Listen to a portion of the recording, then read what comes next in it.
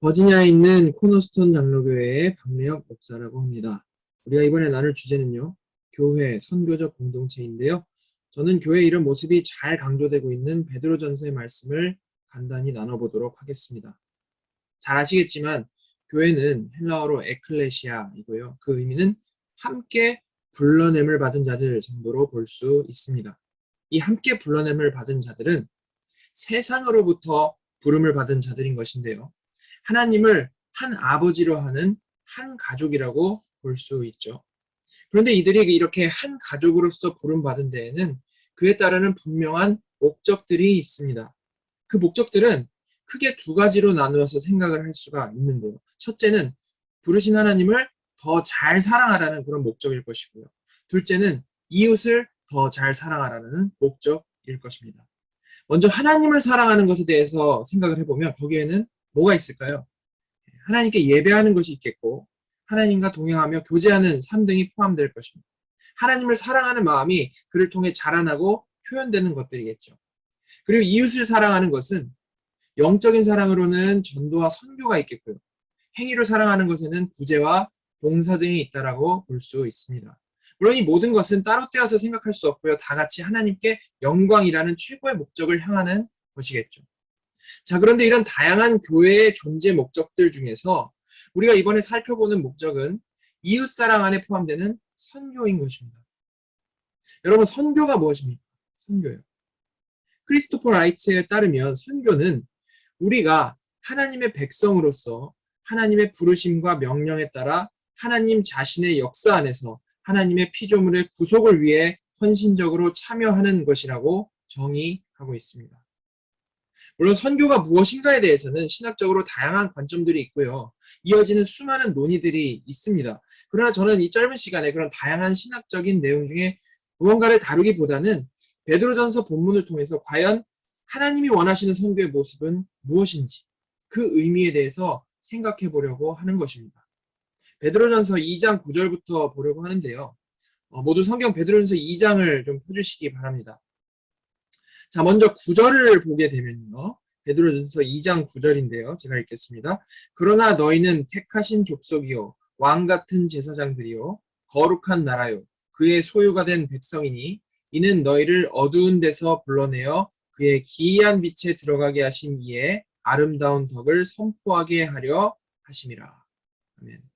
이 9절 이전에 8절에는요. 이런 말씀이 있습니다. 믿지 아니하는 자들이 말씀에 순종하지 아니함으로 넘어진다. 이런 말씀이 나오는데요. 믿지 아니하는 자들이 말씀에 순종하지 않으므로 넘어진다라는 말씀이 나오는데 그에 이어지는 9절이 그러나 너희는 이라고 시작을 하고 있는 것이죠.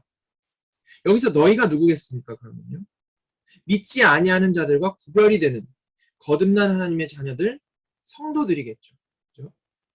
즉 거듭난 하나님의 자녀들은 불신자들과는 다른 아주 특별한 정체성을 가지고 있다라는 것입니다.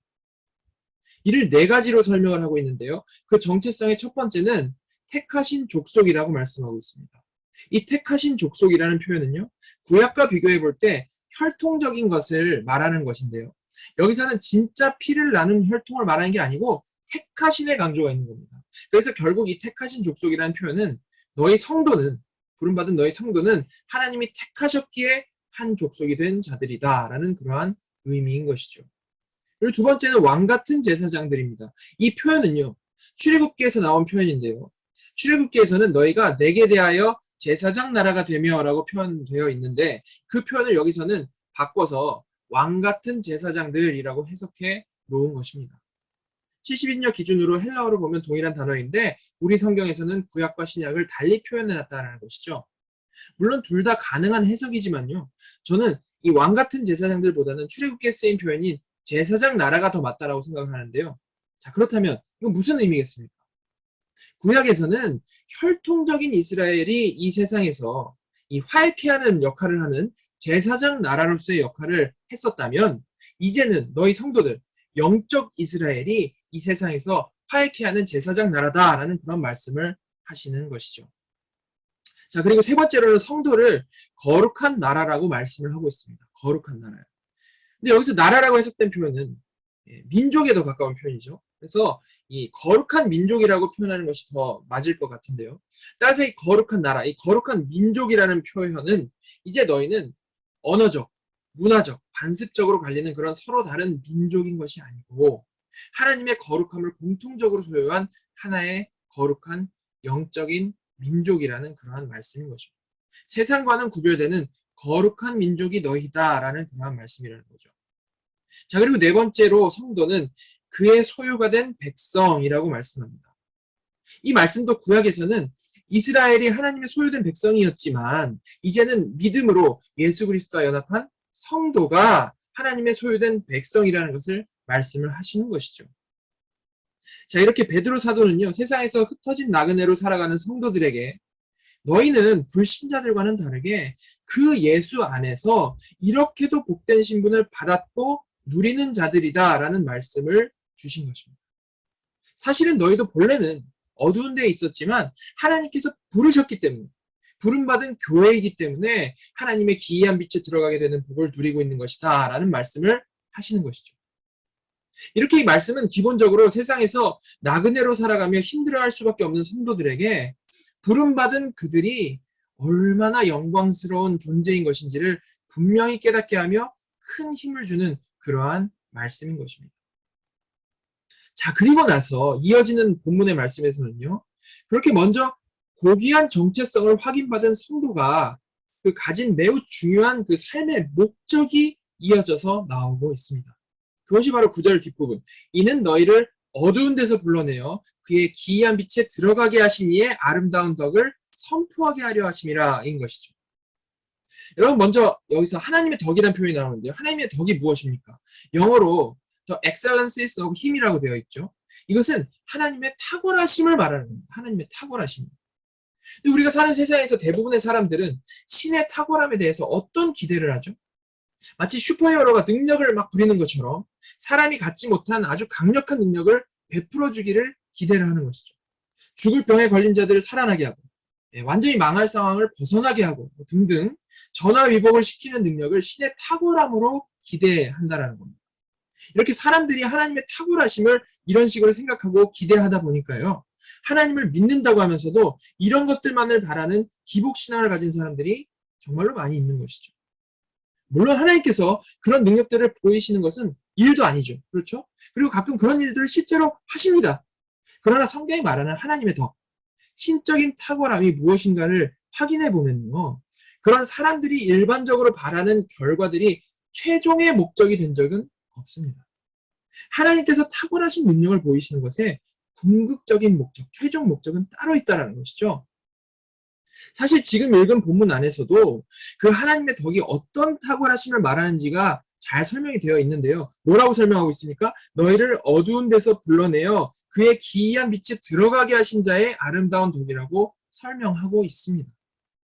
그렇다면 여기서 말하고 있는 하나님의 덕, 그 탁월하심은 어떤 탁월하심을 말하는 것이겠습니까? 어두운 데서 불러내어 기이한 빛에 들어가게 하신 그 능력. 그 죄인을 구원하신 하나님의 능력, 그리고 그 가운데 명백히 드러난 하나님의 그 자비와 긍휼과 사랑과 은혜가 바로 그 덕인 것입니다. 그런데 바로 그런 하나님의 덕, 하나님의 excellences가 있는데 그것을 어떻게 하는 것이 목적이라고 말씀합니까? 선포하게 하려 합니다. 선포하게 하려 하심이라. proclaim, 선포하는 것이 바로 구별된 성도들의 본분이며 목적이라는 것이죠. 이렇게 앞서 귀한 정체성을 확인받은 성도는 이런 분명한 목적을 가지고 살아가야만 한다는 것입니다. 이것이 결국 부름받은 교회가 목적으로 가져야 할 이웃사랑의 모습, 전도와 선교인 것이죠. 자, 다시 본문 보시면 여기에 바로 이어지는 10절은요. 9절의 내용을 좀 더 보충 강화하는 내용으로 우리가 볼 수 있고요. 그 다음 11, 12절은 그런 귀한 목적을 가진 그 사명을 가진 교회에게 이제는 마땅히 나와야 할 모습이 어떠한지에 대해서 쓰여져 있습니다. 자, 11절 보시면 사랑하는 자들아 거류민과 나그네 같은 너희를 권하노니 영혼을 거슬러 싸우는 육체의 정욕을 제어하라. 사도 베드로는 그렇게 귀한 교회에게 거류민과 나그네 같은 너희들에게 권한다라고 말씀을 합니다. 여러분, 베드로가 여기서 왜 이들을 거류민과 나그네 같은 너희들이라고 불렀겠습니까? 그 권하는 내용이 다른 게 아니고 세상에서 나그네로 살면서 겪게 되는 일과 아주 긴밀하게 관련되어 있기 때문입니다. 정말 거듭나서 세상 사람들과 다른 마음을 갖게 된 자들, 그래서 각각 정도의 차이는 있어도 세상에서 나그네와 같이 살게 된 그 사랑하는 자들, 성도들에게 베드로는 지금 권하고 있다는 거죠. 무엇을요? 너희는 영혼을 거슬러 싸우는 육체의 정욕을 제어해야 한다라는 것입니다. 이 명령은요, 그냥 보기에는 마치 뭐 자기 수양을 하기 위한 명령 같아 보일 수 있는데요. 사실은 아주 이게 분명한 목적이 있는 명령인 것입니다. 사도는요, 그 목적도 이어서 분명히 더 해주고 있는데요. 그게 12절입니다. 너희가 이방인 중에서 행실을 선하게 가져 너희를 악행한다고 비방하는 자들로 하여금 너희 선한 일을 보고 오시는 날에 하나님께 영광을 돌리게 하려 함이라. 먼저 너희가 이방인 중에서 행실을 선하게 가져라 라는 말씀을 하고 있습니다. 즉 거류민과 나그네 같은 너희들이 그 이방인들 사이에서 살면서 육체의 정욕을 제어하고 행실을 선하게 가지라는 거죠. 그런데 중요한 것은 그 명령의 이유를 뭐라고 설명하고 있습니까? 너희를 악행한다고 비방하는 자들로 하여금 너희 선한 일을 보고 오시는 날에 하나님께 영광을 돌리게 하려 함이라 라고 말씀을 하고 있습니다. 여러분, 사실 불신자들이 거듭난 성도의 달라진 마음에서부터 나오는 이 진짜 선한 일, 진짜 영적인 선한 일을 보게 되면 어떻게 반응을 할까요? 그 진짜 선한 일을 보고는 결국 악하게 반응합니다. 물론 처음에는 칭찬하는 것 같죠. 그렇다가도 결국에는 악하게 반응할 수밖에 없다는 겁니다. 이게 사실 베드로전서에 계속 나오는 내용인데요. 왜 그렇습니까? 왜냐하면 영적으로 이 어둠은요, 영적인 어둠을 가진 사람은 빛을 견디지 못하기 때문인 것입니다. 거듭나지 못한 마음은 기본적으로 하나님을 대적하는 방향으로 흐를 수밖에 없는데, 그런 그들에게 하나님의 빛이 비치게 되면 어둠은 견디지 못하게 된다는 것이죠. 영적인 이유인 것입니다. 그런데 이어지는 말씀은요, 그 선한 일, 원래는 그들에게 거슬려야 마땅한 그 선한 일을 보고 오히려 그들이 하나님께 영광을 돌리게 하려 한다라고 말씀을 하고 있는 겁니다. 그래서 사실 이 구절 처음 읽는 사람은 이 12절 읽고요, 질문이 생겨 맞습니다. 어떤 질문입니까? 아니, 지금까지 베드로전서에서 내용은 어둠들이 빛을 싫어한다라고 했고, 그래서 성도는 그 가운데서 고난을 받는다라고 했는데, 어떻게 그 어둠들이 결국에 하나님께 영광을 돌리는 것이 가능한 것인가? 그런 정직한 질문이 사실은 생겨야 맞는 거죠. 사실 바로 이런 생겨나는 질문에 대하여서 이어지는 다음 절부터 구체적인 설명이 쭉 펼쳐지는 겁니다. 일단은 성도가 이방인들 사이에서 행실을 선하게 하면서 살아가는 것이 구체적으로 무엇인지 몇 가지 예가 이어지고 있는데요. 먼저 2장 뒷부분에서는 왕, 총독, 주인들 같이 이 세상의 권력 앞에 성도가 어떤 자세로 사는 것이 과연 선한 행실인 것인지가 쭉 설명이 되어져 있고요. 그리고 3장에서는 가족 안에서 아내와 남편의 관계에서 선한 행실이 무엇인지, 형제 사이에서 선한 행실이 무엇인지가 이어져서 나오고 있습니다.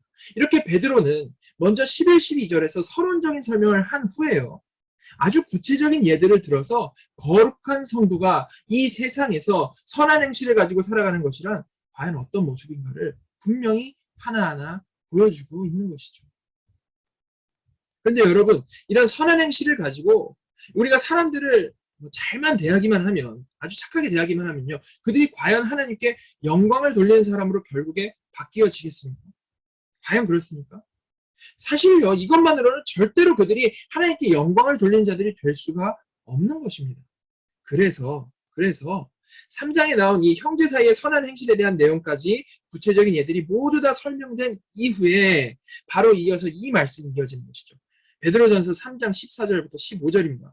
그러나 이를 위하여 고난을 받으면 복 있는 자니 그들이 두려워하는 것을 두려워하지 말며 근심하지 말고 너희 마음에 그리스도를 주로 삼아 거룩하게 하고 너희 속에 있는 소망에 관한 이유를 묻는 자에게는 대답할 것을 항상 준비하되 온유와 두려움으로 하고. 자, 지금까지 2, 3장에 걸쳐서 선한 행실의 구체적인 예들을 지금 쭉 언급해준 베드로는요, 3장 15절에서 가장 중요한 목적을 지금 밝히고 있는데, 그것이 바로 너희 속에 있는 소망에 관한 이유를 묻는 자에게 대답할 것을 항상 준비하라 라는 말씀인 것입니다. 무엇입니까? 결국에 복음 전파에 대한 명령인 것이죠. 불신자들이 물어볼 때 그에 맞게 복음을 전하라는 겁니다. 이렇게 성도가요, 이 세상에서 마땅히 가져야 할 선한 행실들의 궁극적인 목적, 그 꼭지점은요, 바로 복음 전파라고 할 수 있는 것이죠. 성도가 이방인들 사이에서 정말 제대로 살아가게 됩니다. 정말 빛답게 소금답게 살아가게 되면 사실 나그네로 살게 되고 손해보게 되고 비방받게 되고 핍박당하게 되며 살 수밖에 없습니다. 하지만 그럼에도 불구하고 그 가운데서 선한 행실을 가지고 끝까지 그 빛을 비추면서 살아가게 됩니다. 끝까지 그 짠맛을 내며 살게 될 때에 어느 날 그렇게 비방하던 자들이 어떤 생각을 하게 된다는 겁니까? 아니 도대체 저 사람들은 어떻게 된 사람들인가? 손해보고 비방받고 핍박당해도 늘 마음이 평안하고 늘 기쁘며 심지어 비방하고 핍박한 우리에게 친절을 베풀고 용서하고 심지어 우리를 사랑하기까지 하는 저 사람들. 저 사람들은 과연 어떤 소망을 가지고 사는 사람들이기에 그러한가? 그런 질문을 그들이 갖게 된다는 것입니다. 바로 그때에 성도는 지금까지 행한 선한 행실의 클라이막스로 자신이 그렇게 살 수 있는 이유가 되는 복음을 전해야 하는 것이고 성령님께서는 바로 이 모든 과정을 사용하셔서 성도를 핍박하던 자들이 결국 오시는 날에 하나님께 영광을 돌리는 자들로 거듭나게 하신다는 거죠. 성령님께서는. 이것이 바로 성도가 선한 행실을 가지고 살아야만 하는 궁극적인 목적이 되는 것이죠. 이렇게 하나님께 부름받고 예수 안에서 특별한 정체성을 확인받고 또한 하늘의 신령한 복을 이미 받은 교회는요. 이 세상에서 존재하는 그 방향성, 그 목적 자체가 선교적일 수밖에 없는 것입니다. 물론 그 선교적이라는 말은 복음 전파가 그 핵심에 있는 것이겠죠. 자, 하나님께 부름받아서 교회가 되신 여러분, 교회는 분명 거룩하게 지어져 감으로 세상 가운데에 하나님 나라를 온전히 드러내야 할 사명이 있습니다. 그리고 교회는요, 그 드러난 거룩함으로 그냥 공허한 말만이 아니라 그 드러난 거룩함으로 사람들에게 복음을 궁금하게 해야 하는 역동적으로 살아있는 선교적 공동체여야만 하는 것입니다. 이 사실을 잊지 마시고 우리가 살아가는 매 순간 정말 거룩함으로 세상을 밝게 비추시며 또한 때를 얻든지 못 얻든지 복음을 전파하시는 저와 여러분이 다 되기를 간절히 소망합니다.